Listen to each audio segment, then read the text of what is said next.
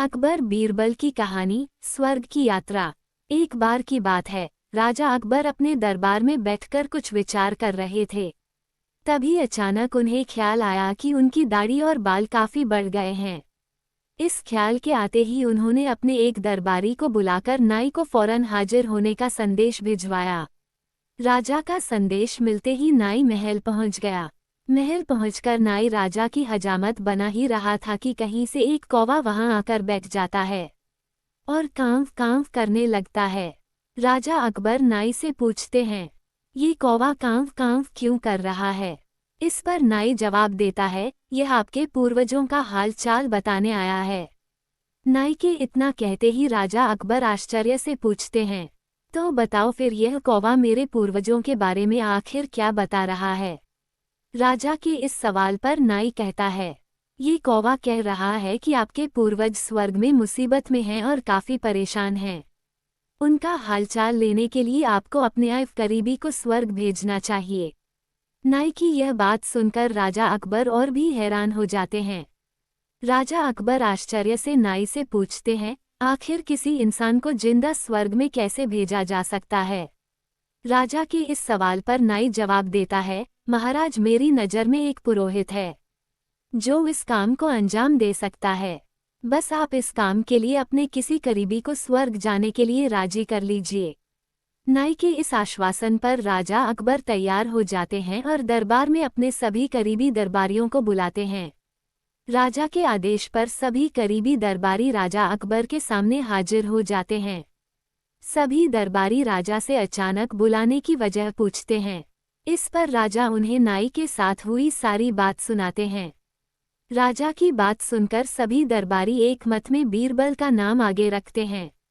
दरबारी कहते हैं कि स्वर्ग जाकर पूर्वजों का हाल चाल लेने के लिए बीरबल से उचित व्यक्ति और कोई नहीं हो सकता, क्योंकि बीरबल हम सब में सबसे ज्यादा बुद्धिमान और चतुर है।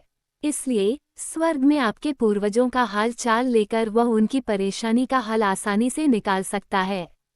राजा अकबर दरबारियों की इस सलाह को मानते हुए बीरबल को स्वर्ग भेजने की तैयारी कर लेते हैं। इस बात का पता चलते ही बीरबल शहंशाह अकबर से पुरोहित को बुलाकर स्वर्ग भेजने की विधि के बारे में पूछते हैं। बीरबल की इस बात पर राजमहल में पुरोहित को बुलवाया जाता है। पुरोहित के आते ही उनसे स्वर्ग जाने की विधि के बारे में पूछा जाता है। पुरोहित बताते हैं, आपको यहीं पास में मौजूद एक घास के ढेर में भेजा जाएगा। बाद में उस ढेर में आग लगा दी जाएगी। फिर कुछ मंत्रों की शक्ति से आपको स्वर्ग भेज दिया जाएगा।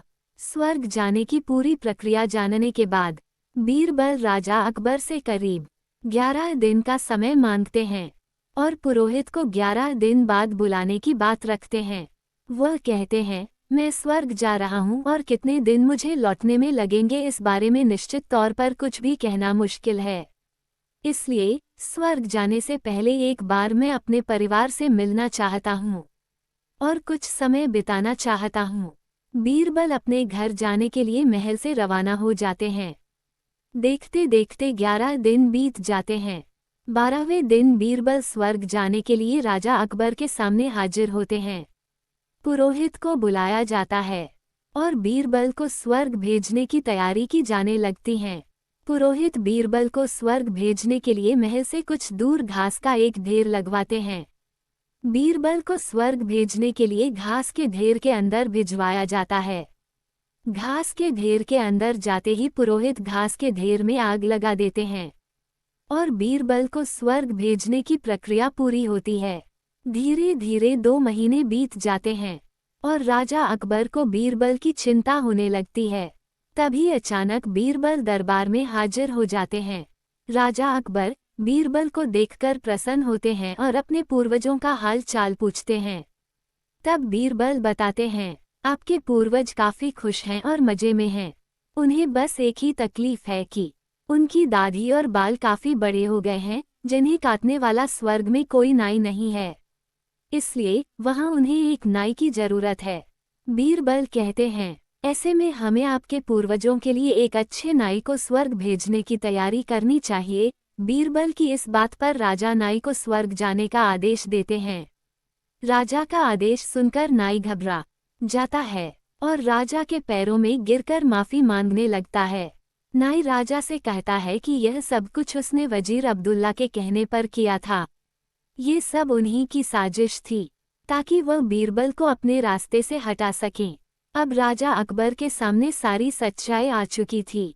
ये सब जानने के बाद राजा अकबर ने वजीर अब्दुल्ला और उनके साथियों को दंड देने का आदेश दिया।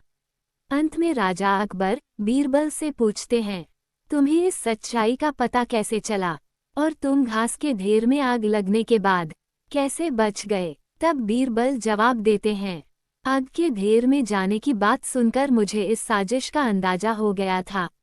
इसी वजह से मैंने 11 दिन का समय मांगा था।